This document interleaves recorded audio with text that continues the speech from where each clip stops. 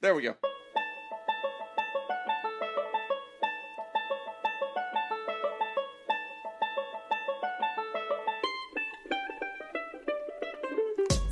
From fabulous Las Vegas, Nevada, this is Pod Therapy. Real people, real problems, and real therapists. You can submit your questions anonymously at podtherapy.net or email us at podtherapyguys@gmail.com. If you're looking forward to this episode, you'll be disappointed because Jim is in charge and he loves to give people hope and then disappoint them. Like, hey, let's go get some pancakes, and then all of a sudden we don't get pancakes. And now, broadcasting from the churn, that guy's Dr. Jim Jobin. I'm Nick Tangeman. It's time for some Feels Pod Therapy. good. Feels good to be back at the churn. Nice to see you again, Jacob. Hey, guys. We missed you, man. Aw. It's been a while. Missed you, Mr. Jim. Yeah. Patrons are like, I get it. Anyway, we went to IHOP this morning, and then we went to Steiner's because Briefly. IHOP was way too packed. We were trying to record our book club for Lori Gottlieb's Maybe You Should Talk to Someone. And so we've actually recorded now 3 episodes of the book club, and they are in the bank ready to go. Yep. And that will be available at patreon.com/therapy in May. So if you are not already a THERAPAL, you can join the club for as little as $1. Jump in and join the conversation and pick up Lori Gottlieb's book. Yeah. And so far, loving the book. Yeah. So much fun. Great book, great author, great stuff. It's fun, I think, to read it as therapists and to comment on it because so much of her book is about like what it's like to be a therapist. And like a lot of our stuff is like qualifying that or like personal stories that kind of relate to what she's been talking about. So a lot of behind the scenes stuff. It's been a lot of fun. Yeah, it has been a lot of fun. I'm still a little hurt about the pancakes that I didn't God, get let to. it go. IHOP was, dude, that was It was also loud. It was very a terrible choice on my Very- part. I'm like, hey, let's record an episode of something at an IHOP on Sunday morning. This will be a great idea. On Las Vegas Boulevard. Yeah, horrible choice. God, the place is like Our a next bowling episode alley. will be will be from the runway at McCarran Airport. We're going to record this next one from a wind tunnel. You guys will love it. Yeah, we really don't know how this whole like audio thing works. Yeah, we did one episode and then we're like, we got to go. So Yes. I didn't get my pancakes. You did not get your pancakes, but we did get some coffee, and then you still got breakfast, Tangeman. I did, but it wasn't pancakes. What did and I you was end up kinda looking- ordering? I didn't even look over to see what It you was had. the 3 eggs, bacon, and toast. Okay, so you know, did they not serve pancakes at They Steiner's? did not. So that was Well, not they an had option. waffles Okay. and they had French toast, but they didn't have pancakes. All right. Anyway. It worked out for you. So we are back in business, and we are wrapping up here. This is going to be the first episode of May. This will be the first episode that shows up in May. And so, guys, it is Mental Health Awareness Month, and that's actually going to be our A block today, is talking about Mental Health Awareness Month and what this means and trying to start making some serious noise about it. So let's talk a little bit about what this is all about. So May is this whole 31-day month that is dedicated to raising awareness about mental health. Now, obviously, if you're listening to the show, you know that's all that we freaking do. That's what the show is all about. The original concept of our show really began with this idea of, can we make mental health a natural conversation? Can we make it normal to talk about? Can we make it not weird? Can we take away the sting? Can we take away shame? And can we make it just like, yeah, whatever? And can we also introduce people to therapists in a way that we seem less like, oh, what are those guys? Like they are reading our brains. That's something that Lori talks about in the book is Right. like when she tells people at parties that she's a psychotherapist, they're really intimidated and like, or just put off by it. Like they just don't want to talk to you anymore. Don't know and how to react. They walk the other way. Yeah. And a lot of times they're frightened that like the therapist person knows their thoughts or like can see their insecurities or whatever. And we really wanted this show to be dedicated to the idea of normalizing a conversation with a therapist so that it's not weird anymore. Yeah, exactly. She talks a little bit in the book about how people believe that you're going to see through them. Like the Yes. parts of you that you want to hide, you don't want anybody to see. A therapist is going to be more likely to see that, which in my experience is not really the case. Like when I'm not doing clinical work, I'm not trying to figure out people. Right. Like, I'm really not interested at all. No. Yeah. It's the last thing I do. I just want to. Yeah. I just want to eat my pancakes and get on with my day. You're That's all I really just- fixating on those I am. pancakes. This is going to keep coming up. I feel like it's going to be an issue. That's the for, last time. Last time. Okay. Guarantee. He said precariously. So we shall Right. see if the pancakes come up again. So we had big ambitions for May for Yeah. Mental Health Month. That's why we're doing this book. Yes. Specifically for mental health awareness. You were going to go to D.C., and then that got canceled. Yep. So May, I was going to go to Washington, D.C. and meet with Nevada's senators and congresspeople to talk about mental health and ultimately see if we could, just help them understand about some things that we'd like to see change.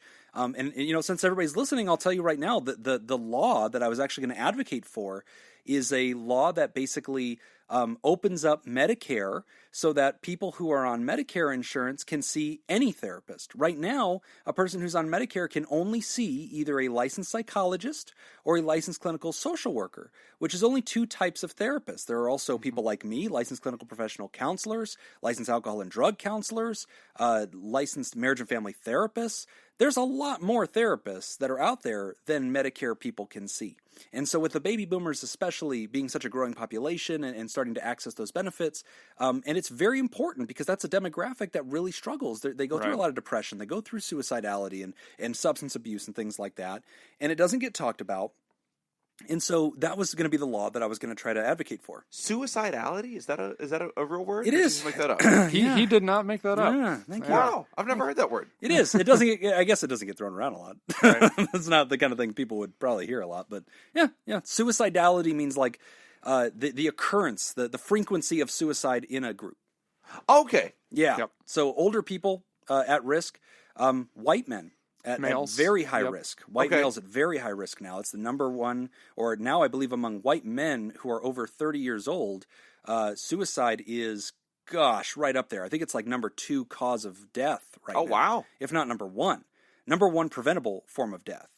And then there's like cardiovascular disease, but that usually takes people out a little bit later in life. So, But suicide is the 4th most common cause of death in America today. And is the number 1 among what we consider preventable causes of death, like things that didn't have to happen on that day. You could have gotten ahead of it. And so mental health matters so much right now. And it's not just a conversation about Medicare. It's a conversation about your insurance, listener. Does your insurance cover therapy? Are you able to get to a therapist? Are you able to get help? Is it easy to get psychiatric medication? Is it easy to get answers to questions? And are you encouraged to? And so this is something that I was going to go to Washington, D.C. to advocate for. Ultimately, part of why I decided not to was a little bit of anxiety. That actually played a role, is traveling. And I was going to bring my family, but then my kids had these huge school tests that they have to do. My son does, so it was like, I couldn't bring my family, so then I had to go by myself, and I didn't feel really great about it. And so it ended up being something that I kind of bowed back from. But I wrote my senators and Congress people. I don't think they needed to see me. I doubt that they would have taken the time. I think I would have ended up meeting with an office person, so I didn't feel great about it. Yeah, most likely that's what but you're still going to Washington, D.C. Yeah, nothing for mental health. Great. Well, my mental health. There you go. This is just a vacation. Yeah, so that'll be fun. Yeah, and we put off making plans of what we're going to do until last night. Last night we finally sat down hey, we're leaving on Friday. Yeah, make it out. Yeah. we need to figure this out. Yes. So we did, and we quickly realized, wow, we've got a lot of stuff to see, and we do not have a whole lot of time. Make a plan. Yeah. Make a plan. But now I won't be there to distract you, so now you'll be able to get it done. Which, honestly, Laura's now a lot more excited to go. I'm sure. Yeah, I'm sure it's going to be way better. Laura's probably listening to this episode oh, thank God. It's going to be a great trip. So no, I won't be there. I didn't get to tell you this, but after we left the last show, I went home. Yeah. And I told Laura, because we had no idea that we were going to be at DC at the same time. Yeah. Then you went and told her, hey, Jim's going to be there. Yeah, so then I told her, hey, guess who's going to be in DC? Oh, God. She's like, who? I said, Jim. Guess what her reaction was? Tears? I'm picturing just booing. No. Weeping and gnashing of teeth? No, I'm picturing a wrestling fan when the heel wrestler comes out. I'm imagining her... I'm imagining just stunned silence, a frozen face. She walks into a dimly lit room, turns on sounds of silence, and stares out the window as rain, for an inexplicable reason, starts falling again. Smile. That's what I imagine. Yeah. Her response was, okay, we can do a dinner, but we're not going to spend the whole vacation with Jim. Immediate ground rule. Yeah, immediately. You can see him once for a very limited engagement. Quick dinner. She's like, I got stuff I want to see. Yeah. And it's not Jim. And it's not Jim, yeah. Well, he's all yours now. He's all yours, Laura. But let's continue talking I would like to invite Laura to also start calling Jim Mr. Jim. Mr. Jim. Let's just make this a thing. Let's have everybody do Mr. it. Jim, that's so funny. And Anyway. you have to say Mr. with just a dripping sarcasm. Mr. Oh, look, it's Mr. Mr. Jim. Jim. Like on South Park where they're talking about the scientist. Mr. Scientist. Yeah. Mr. Mr. Jim. Anyway. Mental Health Awareness Month. So, we are trying, guys, to make Mental Health Awareness Month a really big deal. Obviously, this is what we do for a living. It is our profession. It is the entire reason we have created this podcast. It is the project, the mission of this podcast. And so we are trying to not only make this an opportunity to get the conversation out there and get people talking about it more often, but obviously it's an opportunity for us to reach more people. And if we believe that what we do is useful to people, and, that has generally been the feedback that we get, from the people that stick around, then that means that we want to expose more people to what we do, and hopefully it's useful in their lives or whatever. It causes that conversation to show up. So Mental Health Awareness Month, if you follow us on social media, on Facebook, on Twitter, on Instagram, you are going to see a lot. You're going to see a lot of stuff where we're just sharing things, resources, ideas. We have been reaching out to tons of podcasts and just sending them information and saying, hey, please talk about this month, and here's information on how to find therapists, and here's information on mental health, and here's some of the information on suicide and substance abuse. And so, guys, we need you to echo that too, because this podcast is I'm glad that it is somewhat entertaining. I think people would describe it that way. But at the end of the day, we are a show that is entirely dedicated to the mission of trying to help people realize it's okay to talk about mental health, it's okay to get help, and to get a feel for what that looks like when they're ready to get help. So that's something that we're dedicated to. So we want May to be a month that we're making tons of noise, and what we're asking from you guys is that you can echo that noise as well. Right. And so it's going to be very important. And a project that we've been working on now for 3 months has been launching a Kickstarter. So I want to talk about that on the show. I don't want to just make it behind the scenes. We have talked about it extensively behind the scenes of the Patreons, because that community's been helping us build it. Yeah. I actually didn't even know you posted that on Patreon. Right, yeah. To have that conversation. Until I went in the email and I saw people's responses to it. Right. Which to everybody who responded and gave us feedback, yes. I appreciate. Great it. It was feedback. so helpful. Solid. A lot of the stuff, even some of the listeners were like, you may not like me after I say this, but here's the feedback. Yes. And that was the best feedback. Right. It was very helpful. So we definitely huge. appreciate that. And we'll talk more to our Patreons, after show, but to kind of expose it to the larger audience, because we haven't talked much about it on air. Basically, because it's Mental Health Month, one of the things that I wanted to do, and was really important to me, was when we started this show, we self-financed it. It cost money to do a show. And so that was something that we did because we believed that, hey, if this was helpful for one person, it was a fun hobby, we had fun, and, put your money where your mouth is in life, fund the things that you care about.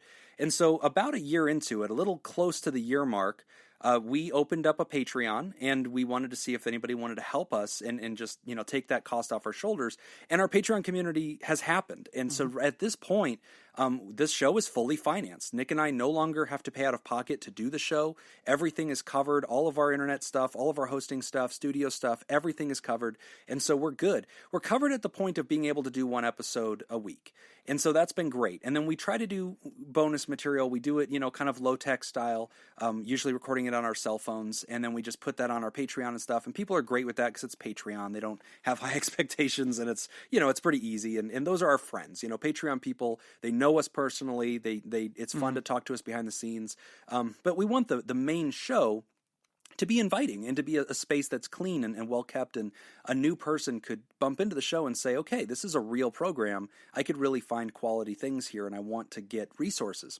So our vision for a long time has been, if the show was taking off, we want to do more of the show. We want to do a second episode, whether that's another episode where we're taking fan mail, and I guess not fan mail, but questions, and providing answers, or whether it's a show that does deeper dives into psychology or provides techniques or any variety of things that we've discussed doing.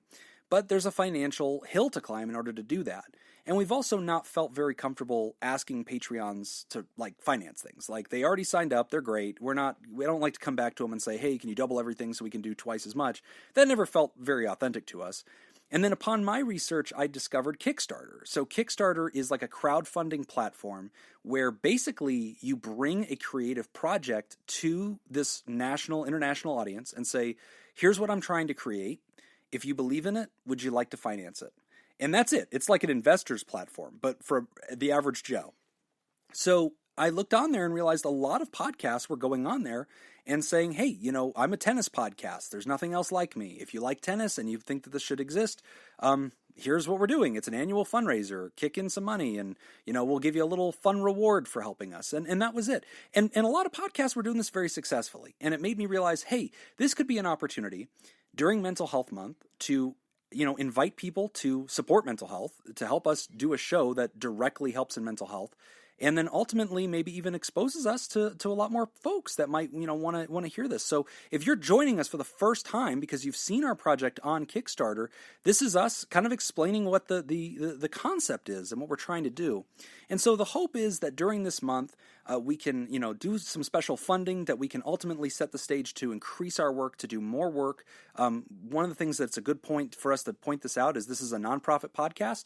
We have full-time careers. This is not what we do for a living. It's a hobby. We do this on the weekends, and this is an off-hours kind of thing for us. So any funding we receive goes right back into the show, makes it possible for us to do this. And so anyway, thank you for your support. If you're joining us from Kickstarter, and all the folks that have been friends of our show for a while and advocates, I hope that you'll use this month. I'm not asking you to fund the show. I think that that's not the ask. I'm asking, are you willing to make noise about mental health? And if we're one of the things in your life that it keeps you conscious of the thoughts about mental health, then, amplify our message too so that we can continue to reach people and we'll bring the message of mental health to everybody. But there's a lot of things we need to talk about, and one of them is charities. And one of the things I want to make sure we talk about in the A Block before we go to the questions today, I want to be saying loudly and often that there's charities that we need you guys to notice that are out there. And one of them that's very important to Nick and I is the National Alliance on Mental Illness, or NAMI for short. And one of the things that NAMI does that I think is different than anybody else, NAMI is an organization entirely made up of people who identify as having mental illness or their friends and family. And one of the most useful things that NAMI does is they have local, in your town, group meetings that are non-professional, no therapist there. It's a group of friends and family coaching other people on how to deal with mental health stuff in your family.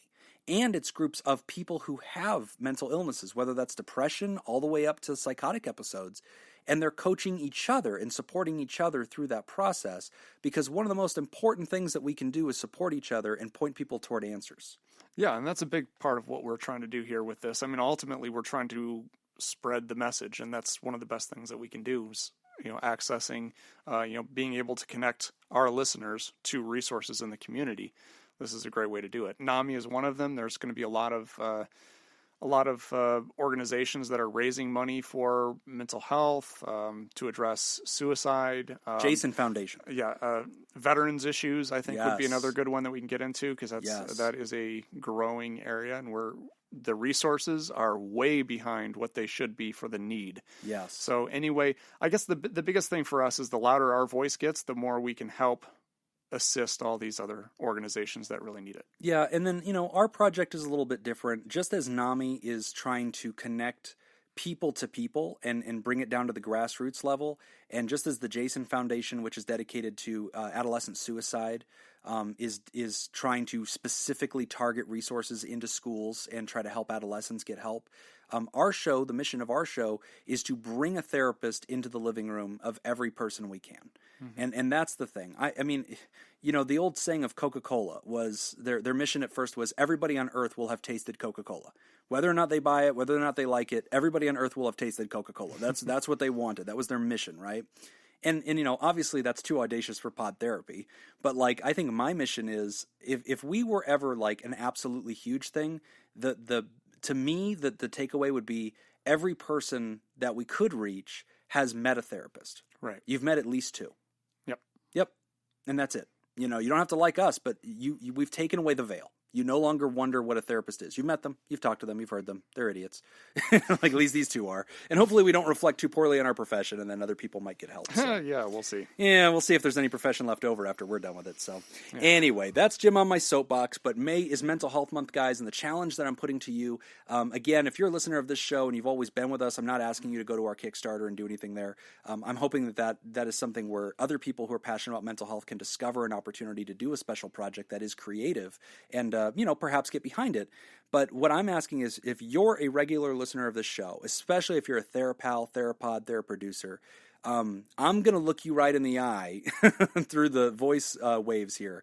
And I'm going to tell you, I have a personal expectation of you that you are going to do something in May to support mental health. If you have some cash, give it to NAMI.org, give it to Jason Foundation, find something local in your community, join a NAMI walk and do NAMI walks to raise money. There's going to be a NAMI walk usually in May, so look into that for your community. Or use your voice. If you don't have some cash to throw, but you have a voice to say things with, use your voice. Use your footprint online and just let people know how they can find therapists. Let people know it's okay to talk about this. Use the hashtag Mental Health Awareness Month. And if you're a listener to other shows, call those shows, email those shows, message those shows, and put it on their radar. Hey, guys, it's Mental Health Awareness Month. Really looking forward to seeing what you guys say about that. And just challenge people. So if you're a listener of this show is hopefully entertaining, but it was always designed to recruit you and put you to work. So I really hope that you will join us in May, make this an opportunity, leave it on the field, do something in May for mental health, and together let's make this happen. Let's end the stigma. Let's change the world. One life at a time. This has really felt like an NPR telethon. No tote bags. We have nothing. The phone is not ringing, folks. What's going on? I hate the NPR. We just Podcasts ruined NPR. Anytime they're on the pledge, I'm like, nope. Jumping back over to the podcast feed. Jacob has pledged his money. We just need a matching donation. Yeah. Jacob will match. Jacob will match your donation all the way to 50 cents. I'm going to say there is a real dollar amount. If the Patreons hit exactly that dollar amount, then I will match it. No, we're not going to say mystery dollar amount. I'm not going to say what it is. If you hit it, you get it. So this is all based on trust. Anyway, yeah. Mental Health Awareness Month, guys. Join us in the project. Get busy with it. On with the show. All right, well, we're going to take a quick break, and when we come back, we discuss questions about a first therapy session. You're listening to Pod Therapy. This week's Theraproducer sponsor is Nate's Hotdog Scoop, and here is his newest demand. Only one demand will be issued this month. It is for everyone listening. Learn how to go to a therapist. Here. Not because you need therapy, not because you're bad at therapy. Go because you should have that skill in your list of abilities. It's better to know how a thing works before you need to use it. And you need to advise someone else to use it. And once you've learned how to go to a therapist, go to a therapist. There wasn't just one demand. But isn't that a second demand? When you said you only had one demand, you asked. Yes it is. Because Theraproducers do what they want. Stop questioning us. With sincere thanks to my willing subject, Nathan's Hot Dog Scoop. That was a good one. That was a really good one. It's good advice. Solid advice.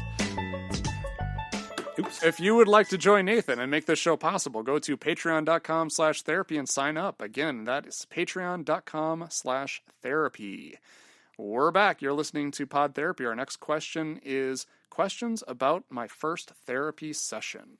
Hello. After listening to your show since the beginning and realizing that I may need therapy due to possible military PTSD anger issues and anxiety and depression, I finally took the plunge and scheduled an appointment and was assigned to an LCSW. Let's stop right there. Awesome! Whoever you are, fantastic job. This is, cool, it's Therapod Fred Bashara. That's awesome, man. Way to go, Fred. Good for you, brother. That's awesome. So even before we go to the rest of this letter, you have met the demand of Nathan's Hot Dog Scoop. There you go. Excellent. There's one, Nate. Fulfilled within 30 seconds. That's one. There's one. There's one. All right, back to the letter. I have a few questions about what I should expect and want some advice on how I should prepare. Should I make a list of things that I want to talk about and include what I think I need help with? Should I let the LCSW figure it out by letting her ask all the questions instead? Should I be worried that I'm seeing an LCSW and not an actual psychologist or psychiatrist? I am not trying to self-diagnose, but I believe that since these issues have been going on for years, I need a professional to help me out with them. My appointment is in June. You have my permission to read this on the podcast. Good. I'm glad I got to that point. Sincerely, Therapod Fred Bashara from Harrisburg, Pennsylvania. Man, We're huge in Pennsylvania. Yes. And I would like to just take a moment and pat ourselves on the back. Yes! Because... Yes! His appointment is June 4th. Yes. We actually got to a letter in a timely manner Oh, in which our okay. feedback is going to be useful. This is a first for us. Yeah. There's Usually other it's ones where like, they're like, hi, I'm not feeling well. I Hey. might jump off this bridge. And we're like, when is this dated? I'm breaking up with my boyfriend on Monday. Yeah. What advice can you give me? Yeah. Yeah. And actually, on for that us. point, guys, send in more letters. Our queue is starting to get low. We're getting and to the bottom. Yeah, we're getting to the bottom of the list. So if you've been thinking, I want to kick something in, but maybe they won't answer right away, we absolutely will. Send those in because, Right. you're top of the queue now. So get in the letters. But this is a great question. It is. Okay, so let's start off right away with the LCSW. Yeah. So LCSW stands for Licensed Clinical Social Worker. Yes. Okay. So is it bad, or should you be worried about seeing an LCSW as opposed to a psychologist or a psychiatrist? No, you shouldn't. A psychologist primarily is going to be doing testing. Yes. That's primarily what they do. That's their training, is to do psychometric testing, MMPIs, stuff like that. Hold on right? there, champ. They don't know what an MMPI is. The Minnesota Multiphasic Inventory. Personality Inventory. Oh, there's a P. Yeah, you got it. So that's really what a psychologist does. A Yeah. psychiatrist has medical training, so their background is really going to be pharmacology, right? So Right. they are going to be prescribing medications. All of the therapy, primarily, there's occasionally psychologists or will do psychiatrists that will do psychotherapy. some psychotherapy, but most psychotherapy is going to be done by an LCSW, Yep. In- Licensed clinical social worker. an LMFT, licensed marriage and family therapist. And actually, we should caveat, some states don't call it an LCSW. So somebody called a social worker could Right. be one of the therapists Yeah. you might see. Another one might be an LMFT, marriage licensed and family therapist. Yep. or clinical professional counselor. And in CPC. most states, it's called a professional counselor. Right. Or I know in Iowa, I think it's what is it? And in some states, they're called a mental health counselor. Yeah, I it's think an it's MHC. MHC, yeah. There's also LISWs, which is a licensed independent social worker, which is Some states basically have it. the equivalent. Yeah. Right.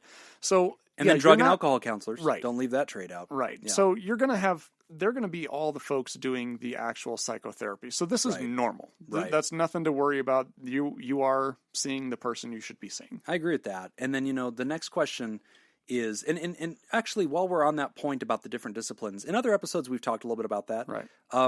There is no wrong way to go, in my opinion. A lot of people think a marriage and family therapist only works with relationships. That's not accurate. They are trained to do individual work. Their speciality is relationships, and so in theory, they have superior training for that. But no, they'll work with individuals just as much. Social workers are trained, in multiple ways for, I think, families and society, and then also individuals. So they'll work with everything. And then, professional counselors, same thing. They can still work with marriages most of the time and families, unless your state somehow has a restriction on it. So to me, what's important at the end of the day, and we talked about this in book club this morning, and we've talked about this in our anniversary episode, all the evidence that's out there says that while specific techniques might have more strength in certain situations, the most important thing in therapy is your relationship with that therapist. Yep. Did you pick somebody that you could identify with a little bit? Could you spend some time with them? Do you find them to be easy to talk to? And are you humanly connecting to them? They don't have to be your best friend. They just have to be somebody you're humanly connecting with. And if you have that, then it doesn't matter what the letters after their name are. Right. They're a psychotherapist. They're doing their job. And so I think that this is huge. But the next question, Nick, is a really good one there. Preparing to go into that first session. One of the things that Fred talks about is making a list of like, it sounds like the presenting problems, I think is what the question was, right? What are your thoughts on that? Should I make a list, or should I let the therapist kind of dictate and figure out where we go? Sure. Well, I would start off with understanding that your first session, even if you have a list, you're not going to get to it in the first session. Primarily. And here's the reason why I say that is because for the most part, that first session is an assessment. It's kind of like a getting to know you type thing. Psychotherapy is a very personal thing. You're going to get to know this individual. So you can come in there with your presenting problems, but you're not going to do a deep dive into that. Like on your first session, it's going to be like, okay, what brings you in today? We're going to talk a little bit about that, but then we're also going to start digging into, tell me more about you, tell me about your life. Family. Yeah. How's your relationship That's a good with your family, point. stuff like that. So think about it, Fred, as like a table of contents. Right. So every therapist is different. I am different than most of my colleagues in this way. If you walk into my office, my intake paperwork, which is so here's what will happen, Fred. Let's just go through the whole process. Let's do that. You're going to walk into an office, and there's going to be like a lobby usually. And somewhere there's probably going to be a clipboard. It might have a sticky note on it that has your name on it. Or you might just see a sign that says, new clients, please fill out paperwork. And so you'll grab a clipboard. It will have usually some papers on there. My paperwork is abnormally short. I have like 2 pieces of paper. I have 1 page as an intake form where I gather your information, and then I have another page which has like the disclaimers that says, hey, just so you know, here's how I roll, here's how secrets work, blah, blah, blah. So most therapists have quite a few more pages of their intake form, and they're going to ask all sorts of things. It's like going to a doctor. They're going to ask medical history maybe. They might ask psychological history. Has anybody in your family ever had some of these things? What symptoms are you experiencing right now? Are you on any medication? What's your home address? What's your cell phone number? Because they want to be able to send help if you need help. So things like that they might gather. For me, I'm notoriously short with that. I do not do that. I ask, what is bringing you in here today? Like, what is the problem? Right. How bad is it? And then how would you like to see things change? Like, what are some goals that you have? And I do that intentionally because I like to save a lot of the talky talk for when I get them in with me. Mm-hmm. So Nick's right. I think that when you first meet somebody, you're going to present a table of contents. You're going to say, I'm here because here are some things that I'm going through. I was in the military. I think I might have trauma related to that. And I'm seeing that my life, I'm showing anger at inappropriate times, and I'm experiencing what might be described as depression and what might be described as anxiety. So I'm here today to address those things. And I think that that's the table of contents, right? And from there, don't be surprised if they say, hey, okay, understood. Let me get to know you. Mm-hmm. It's very common that they're going to say, tell me more about yourself, Fred. Tell me about podcasts that you listen to and whether or not you patron them. These are the normal questions that I start with. No, that sounds right. I believe that. There's no doubt in my mind that that's how you do this. That's the first thing I do. Absolutely. I say, hey, can you pull out your podcast app and can I just kind of scroll through? That'll tell me everything I need to know about you. I'm just going to set this to auto-download. Are you cool with that? Yeah, I'm just going to, I'm here, a little bit about therapy. So, but yeah, Fred, that's what's going to happen. And so is it okay for you to kind of brainstorm some things? Sure, I'm comfortable with that. I'm comfortable with you doing some writing and maybe journaling or maybe even brainstorming about things that are already coming to your mind, because that pre-session time, now that you have your appointment in June, it's a very important time. And Lori Gottlieb actually talked about this in her book, that we discussed this morning as we were recording some of our book club episodes. But one of the things that will happen is whenever you schedule your first appointment, you may automatically start to feel better. There's like a placebo effect where you might notice yourself being more calm and feeling a little bit more optimistic and feeling hopeful. And that's because you know help is on the way. That's because you know you're doing something. And a lot of people will start feeling that and go, I think I'm fine. I think I don't need to go. Cancel their appointment. They'll cancel their appointment. So don't do that. Yeah. If you feel that, that's okay. That's par for the course. And use this opportunity as a chance for yourself to kind of gather information to start a file for yourself. Are you going to give them all that data on the first visit? Probably not. Right. But it's okay to start gathering it because you're not going to waste it. It's going to be very useful. And I always like to think about this as think of like a cross-country road trip that you and your therapist are taking together. Okay. So you are going to be identifying, where it is that you want to go, right? What are the things, those are the topics that you want and what you want your life to look like after you have completed therapy, right? So think of that as being the end destination.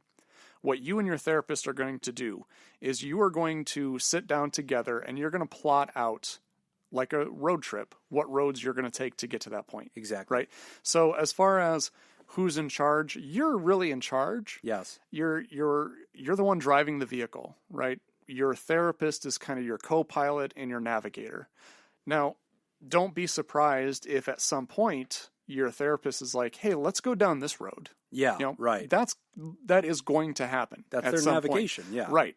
And it may feel like you're getting off track, but you're still going to end up at your destination. Right. We may just take a different road to get there because there might be something down that road that is enlightening, that is going to help us understand our current situation a little bit better, may even get us to our destination faster. Right. So just kind of trust the process, but understand that you are not going to be forced down a road that you don't want to go down. Yes. You're still the driver. You're still in charge. So there's going to be some suggestion and they're going to challenge you. Like that's part of it, right? Right.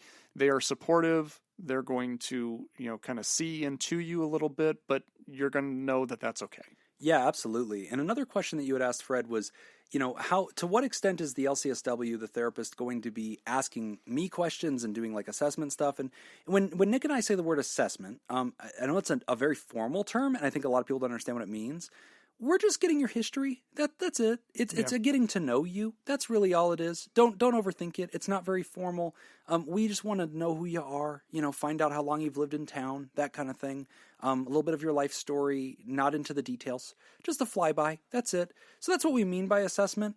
But I really want to encourage you too, Fred, that and this is something, Nick, you could probably relate to. One thing that is not helpful is whenever somebody makes me guess.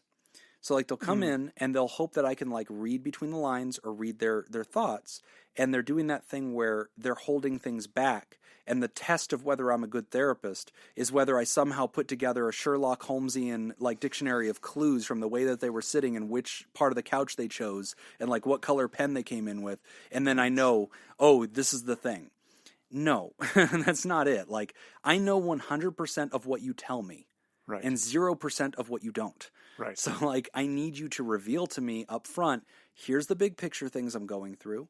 And, Fred, you're being very humble about this. I like that you have the attitude of approaching this saying, I imagine we're going to learn together more things, right? Yes. And Gottlieb talks about that too. Like, absolutely. The presenting problem is not always the problem. Exactly. That's probably going to happen at some point too, where you're going to realize that the thing that's driving you into treatment, it may be important and it may still need to be addressed, but there's probably a lot of factors that you haven't put together yet in your mind, like other contributing issues or other issues completely not associated with this driving issue, that is probably a bigger issue, and that's normal. Absolutely. But you don't get to that without having that openness. So there's this thing called the Johari window. Oh yeah. Right. We need to do an A block on we Johari should do window. So it's hard to describe, but I would encourage you to like Google this up.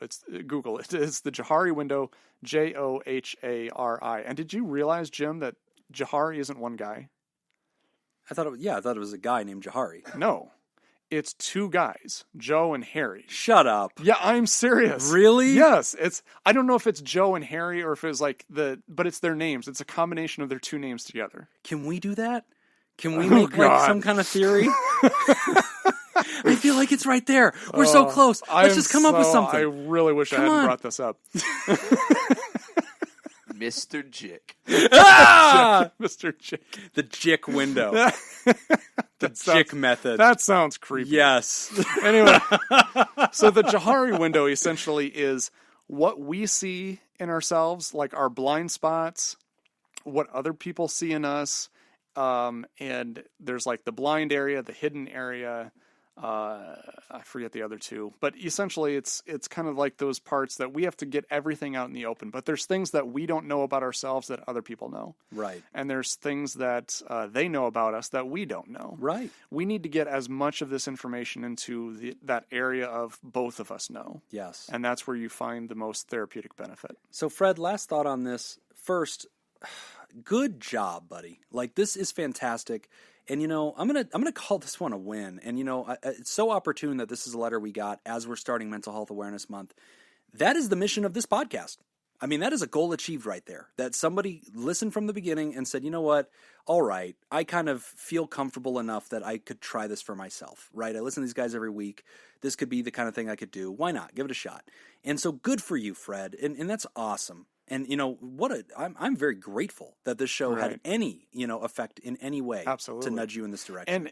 And I'm really excited, too, knowing that you've got a military history. Yes. And that you are seeking help. Yes. And that you're open about it. Yes. That is huge because there's a lot of folks out there that needed to hear with past military experience that they don't feel comfortable with therapy. And if they can see one of their own, somebody else who is in the military go in and get help, hopefully that takes some of the stigma away. Absolutely. And they'll be willing to jump in as well. More soldiers die by their own hand than die in battle or in any field in America or in American history. So this is a time whenever we need to really stress that point. So Fred, I'm grateful that you were open about it. And I think that I hope all the listeners draw strength from that. Absolutely. And then the last note that I'd have for you is, as you prepare for this, and this is the first time you've really stepped in to try to do this, I want you to come in with an open mind. I want you to approach this like you are in a marathon, not a sprint. Okay, Yes. you did not find these troubles overnight. You didn't find these troubles in the span of a month. It every day from the day of your birth to the day you walk into that office, in some way carried a message to this forefront where we're now working on this. Give this therapist time and approach this honestly, approach it with insight, approach it with an open mind. And as long as you are, and that's the thing Nick and I drive home all the time whenever we worked in rehabs, HOW, how to get better, HOW, be honest, be open-minded, and be willing, okay? Be honest, be open-minded, and be willing, Fred, and those gains that you're looking for, those changes that you're hoping for, that healing that you long for, that's going to be possible, buddy. And I'm really excited for you. This is going to be really good for you. Yeah, keep us posted. Yes, I want to let know us how know this what's turns going out. Yep. Yeah, whenever you want second opinions, call us. All right, well, we're going to take a break, and when we come back, we will discuss misophonia at work. You're listening to Pod Therapy. This week's Theraproducer sponsor is Dr. Ben Daughn. Dr. Daughn did not send us anything because he is in Peru. So Peru, Nick, is a country in South America that's home to a section of Amazon rainforest and Machu Picchu, an ancient Incan city high in the Andes Mountains. The region around Machu Picchu included the Sacred Valley, Inca Trail, and colonial city of Cusco. In its rich archaeological sites on Peru's and Pacific... Have you been to Peru? It's pronounced Inca, but go on.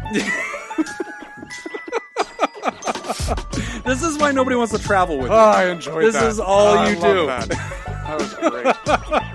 Oh, Nick looked like he just had sex. Yes. Mission accomplished. To be condescending about tourism is his greatest achievement. Like Nick is smoking a cigarette. If you'd like to join Dr. Ben Daughn and help support the show, you can go to patreon.com/therapy and sign up.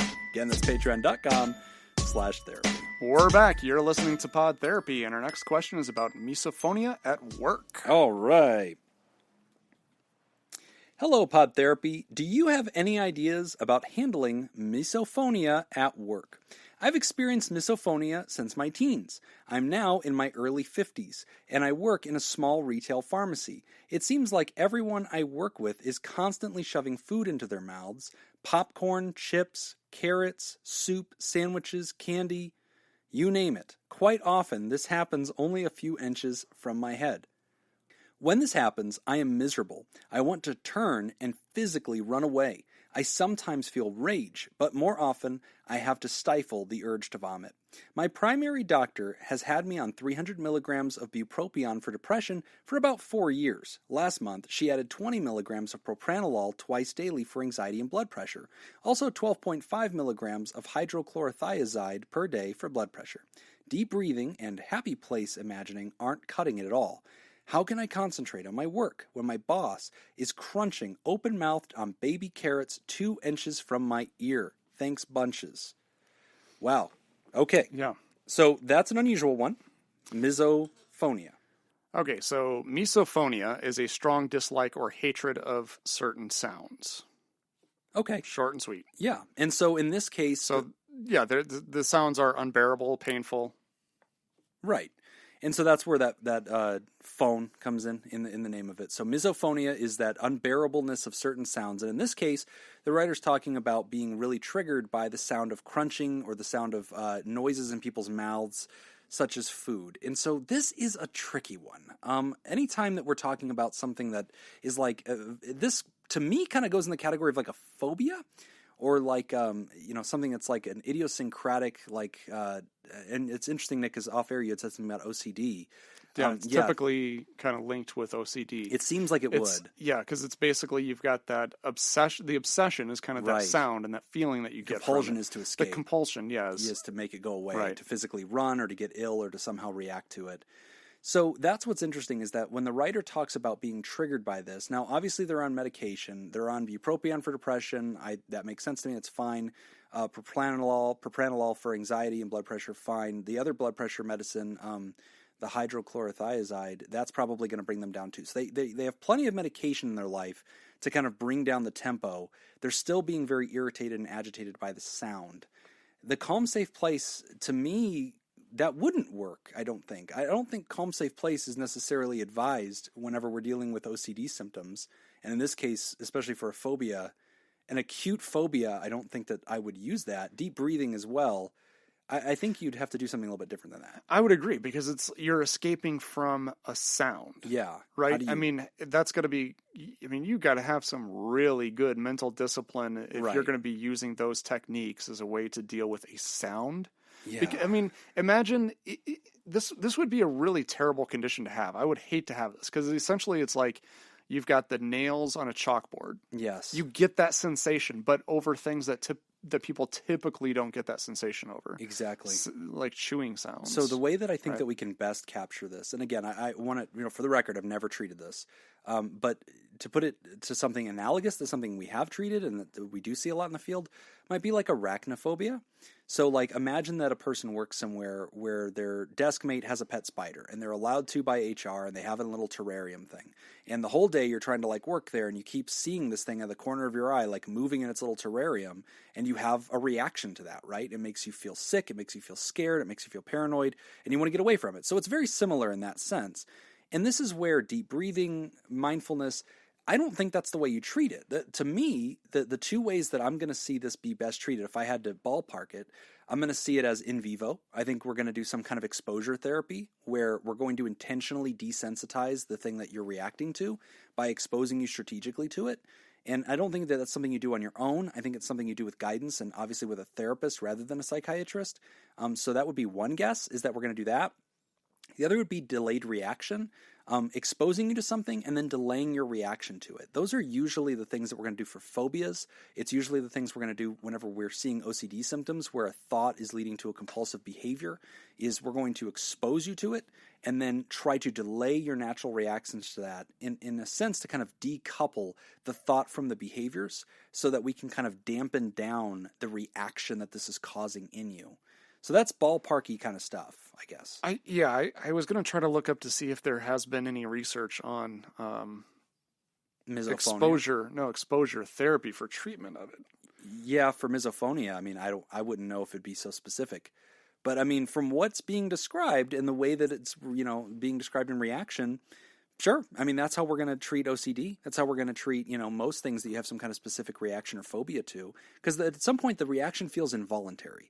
And that's what's similar about OCD, is you're being exposed to something that triggers you, and then you have an almost, it feels like, involuntary reaction to that. So if you have dirty hands, you feel like, I have to wash them. And people will say, no, you really don't have to. And it's hard for you to explain to them, like, I have to. It's not possible not to. Like, I must. The feeling is overwhelming to have these dirty hands. Something must be done. And so, like, decoupling the obsession from the compulsion is strategically exposing somebody to this and then delaying their reaction to allow them some measure of being exposed to the discomfort of this without doing anything about it. And and that makes sense. I guess the thing that I'm really curious about is whether or not that would translate over to this, because in the sense with like OCD, so if we're talking about germs, part of it is a thought that they have that they can't shake, right? So it's like it's the thought of feeling like they've got germs or that they're dirty or that something is unclean. There's a distortion. Right? But in this situation, it's almost like more of a physical thing that's happening. Like you're hearing this sound and it's causing a physical reaction. Yeah, you don't have that cognition. It's not so much a distorted thought. And so part of my logic behind this is thinking about, instead of focusing, I think it's good to focus on, calming techniques in the moment. Right. But I think it's also going to be very important to decrease the stimuli. Yes. Right? As much as you can. Right. As much as you possibly can. And maybe that means that we're going to have, a discussion with your boss about, hey, can we have meetings without food? Like, can we not be doing these things? Or, am I allowed to, wear headphones and listen to calming music while I'm at work at my desk? That's not a bad idea. Any kind of idea, any technique that is going to decrease the signal coming in, I think is going to be beneficial. And then if you still have a lower level signal coming in, then you can start implementing some of these behavioral techniques to learn how to cope with it. But I think if we don't address the signal coming in, then it's going to be really difficult to overcome. I think you're onto something with that. I think that's actually a really good point. And I'm sure that the writer has probably considered explored these. But then also there's that feeling of like, I don't want to tell anybody about this, I don't want it to be an issue. But, in theory, yeah, you should be able to go to your HR and, there's a name for this. Or you could say, hey, listen, I have a hypersensitive, audible thing. And the sound of food in mouths is like really irritable to me. It makes me feel nauseous. Is there anything I can do to have a reasonable accommodation to get away from that? And that to me makes sense. I can sense I can understand the nervousness in wanting to bring this up because it's so rare. Like, it occurs in less than 200,000 cases in the United States. It's a very rare condition. And as such, I think a lot of people might look at this and think that this is kind of made up. Like, I'm asking for special accommodations for something just because I find these noises annoying. Right. But they don't understand that this is actually a real condition. Right. But just because it's rare doesn't mean it's not real. And Absolutely. It's not just a sense of annoyance. It's deep discomfort. Yeah. Right. And like, I couldn't imagine what that would be like if all these noises I heard, I got the same sensation of fingernails running down a chalkboard. Like, that would just be torturous. Yeah. And I've had people, so I've never bumped into this. I've never bumped into it through audio. I have had people that have experienced it through the sense of smell. And so, like, they have a hypersensitive, like, nasal palate where, like, any, like, specific scent could really trigger them. And they'll feel physically ill, like nauseous. They'll have to run from it. Pregnant women will get this occasionally. Wow. That is ignorant. I'm saying that pregnant women, they have, I've heard of that happening. Wow. Jeez, Nick. What? Wow. Oh, don't you dare get on your high horse. Yeah. Gosh. I mean, I respect women. So you're just gonna, make these blanket assumptions that all women have some kind of nasal disability. Did I say that? Maybe you smell. Maybe that's what it is. Maybe these women blame it on pregnancy. Sometimes they will get that sensation that they have a heightened sense of smell. Okay, I want all of our listeners, donate $1, become a Patreon, and listen to the book club that we recorded this morning. And then you tell me how this guy here can tell me that I'm being insensitive. Oh, you're just going to turn it all around into a money grab. Fantastic. In fairness, Nick, you do smell. That wasn't the point. It isn't just pregnant women. Wasn't it, though? Again, not the point. He just seems really defensive at this point. He really does. I'm reading into this. I don't know. He's trying to blame pregnant women, and that's just a low blow. I, for one, am pro pregnant women. So I'm going to take a bold stance on the show. Anyway, no, you're right. So, do people become hypersensitive to certain smells, sounds, tastes? Yes, at different times of their life they could. So, in that sense, this makes sense, and it's difficult to the writer. It's difficult to come up with a plan to treat it, right? Because we are talking about such a physical reaction to a physical stimulus. Yeah. In this sense, and we consider audio to be physical in this sense. It doesn't have cognition associated with it, at least from what you're writing. I'm not hearing how you interpret these things. I'm not hearing that you perceive yourself to be in danger. I'm hearing that it's an instant reaction. Right. And so at that point, gosh, that is pretty tough. And, it almost becomes something where you do need accommodations to kind of deal with it. It almost becomes a physical disability. But yeah, gosh, I mean, maybe talk therapy, maybe just going through congruence and processing would sort of dampen the effect. That could be. I'd be interested to learn more from the writer if they'd ever tried anything like that. Yeah. Yeah. Audio is physical. You said you consider audio physical in this. I mean, audio is physical. Yeah, I mean, it's a physical wave. I mean, it moves your eardrums. It's like moving a piece of matter. Yeah. So I wonder if it would fall under something of that nature legally. Yeah. I'm just wondering. I'm wondering a physical disability. Yeah. Why isn't it? I mean, hard of hearing is right. Like so. If you're not affected by sound, that is considered a disability. To be hyper affected by sound should be. Yeah. That if a person like had hyper hearing, that like a whisper like was a yell to them, having some kind of like, deadening device on their ears would be reasonable. So I don't know. That could be an interesting way to do it. So, yeah.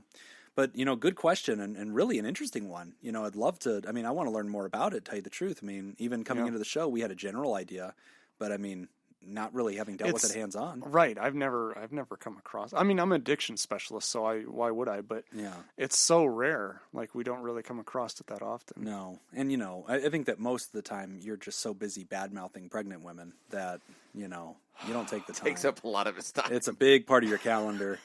So it is what it is, Nick. This is like one of those movies where it's like the good guy, like everything, like everybody turns on the good. Do you know how much of a beating I take on this show every week from both of you? You can't take an ounce of it? Are you implying that it's not deserved? I am literally turning on Nick right now because I'm giving Jim such a hard time. It's just balancing the scales. I'm just doing this out of fairness. It's just calibration. You need a punch in the mouth every once in a while.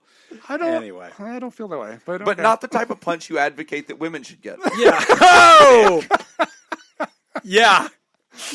Okay, I never said that for the record. That's what I heard. Something about their noses. I don't know. Yeah. Yeah. You got to treat them how they deserve to be treated. I don't know. Anyway. You can email at podtherapyguys@gmail.com if you would like to correct Nick. So yeah.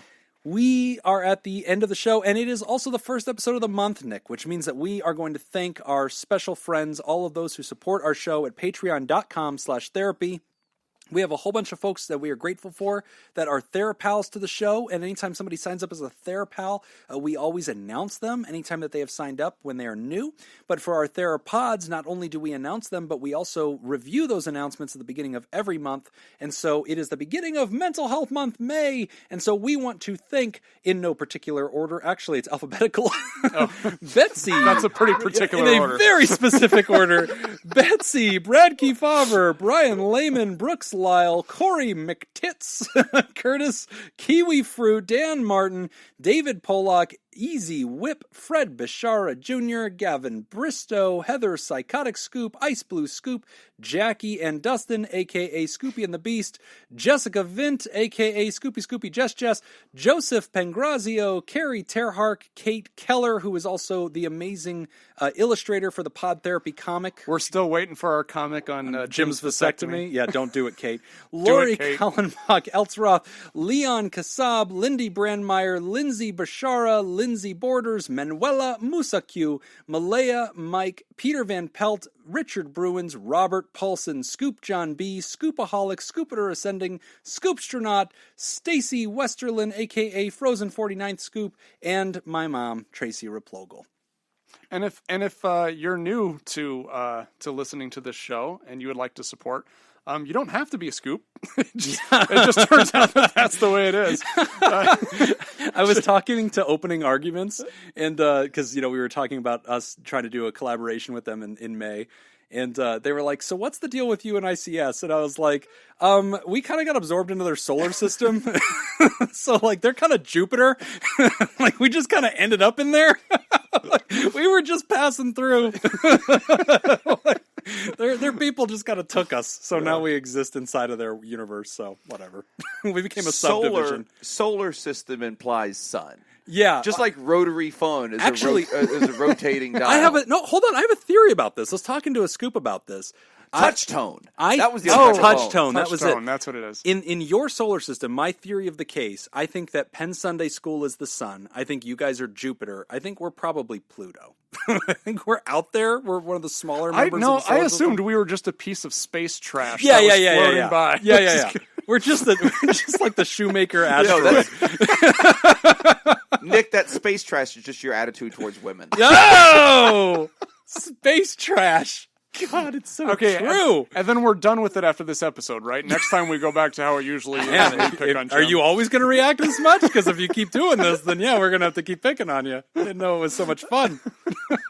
Talk about our Theraproducers, Nick. Okay, and we want to especially thank our bosses, the Elite Eight, mysterious and shrouded Illuminati members of our fan club, the Theraproducers. Thank you, Smitty Scoop, Jake Schneider, Robert Brownie Jr., Mint, Chairman of the Board, Kayla Lansbury, David Data Scoop, Vialon, Judy Schneider, Nathan's Hotdog, Scoop, Dr. Ben Daughn, and ex-officio board member Ellie O'Dare. Yep, and if you would like to join all of our friends and make the show possible, you too can go to patreon.com/therapy and sign up. And hey, if you're looking to share our Kickstarter with the world, you can go into the episode description and you can see all about it. And actually, if you're a friend of the show, again, we don't expect any of our regular listeners to go to Kickstarter and give us anything, but go in there because the story of our show is actually laid out to actually tell the history of us and the history of our show and kind of the big milestones that have happened since we first started.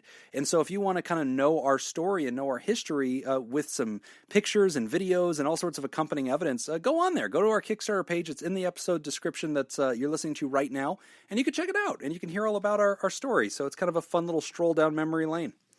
And as always, thank you all for supporting mental health. That's all the time that we've got for this week's session. We want to thank our landlords, the Ice Cream Social Podcast, and thanks to those of you who contributed to our show today. We really appreciate it. Remember, pod therapy isn't something you should keep all to yourself. Help us reach others by opening this episode's description in your podcast app and copying and pasting the link provided into your social media. Don't forget, you can find us at facebook.com/podtherapy, on Twitter @PodTherapyGuys, and now at patreon.com/therapy. Do you want to submit a question to the show? Ask anonymously at podtherapy.net or email us at podtherapyguys@gmail.com. I'm Nick Tangeman. I believe in the dignity of women. Thanks. And we'll see you for your appointment next week. I'm not a woman hater. I know, just for the record. It's just weird that you have to say that. It just seems... Really defensive. Yeah. God, I don't put that out there. It's like on his business cards. What? Nick believes in equal treatment of women, Tangeman.